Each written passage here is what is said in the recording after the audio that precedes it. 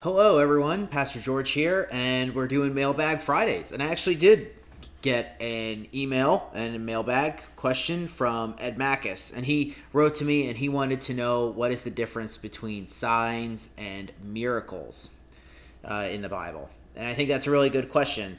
And it's kind of an interesting one because it has a lot to do with actually English as a language and how the Bible has been translated.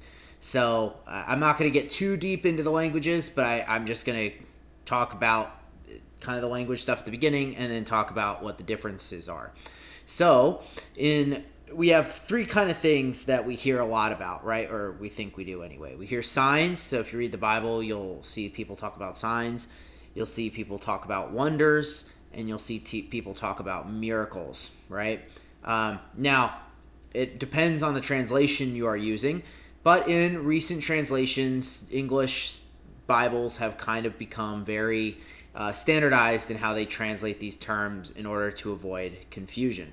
In the past, there wasn't so much standardization, so it ended up thinking that there were three things. So in the Greek and Hebrew Bibles, there's only two things. There's signs and wonders. And miracle is just the Latin translation for wonders, and miraculum, and that ended up becoming more popular in English. You know, when we say something supernatural might happen, we'll call it a miracle, right? We won't call it a wonder, because that doesn't have the same kind of feeling to us. When we talk about wonder, we think about, wow, I'm thinking about something, or wow, that's so amazing, or something. We don't think about supernatural things. That's when we think of miracles. So to change Ed's question just a little bit, what's the difference between signs and wonders? And that's stuff that you hear Jesus kind of talk about. There will be signs and wonders and all this type of stuff. You see it in the Old Testament.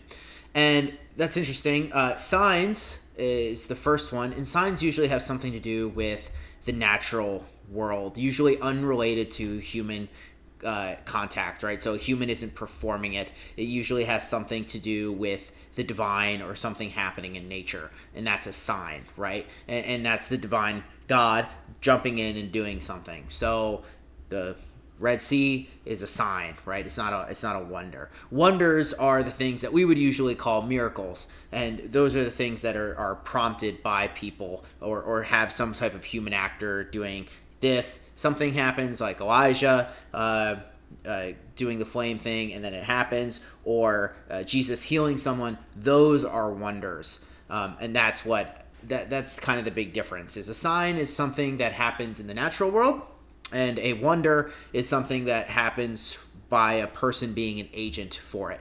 Both are done by God, right? There's no question about that. It's just kind of what prompts it, more or less. So I hope that answers the question a little bit. I think it was a good question, and got me to think a lot about language and why I still like to use the word miracle, even though miracle is never in the Bible. I guess unless you read the Latin translation. So thought it was pretty good question, Ed. If anyone else has any questions, please send them into my mailbox. I'd love to take them. You guys have a wonderful weekend, and I will see you on Monday with another meme. And Sunday if you go to worship. Go to worship. See you guys then.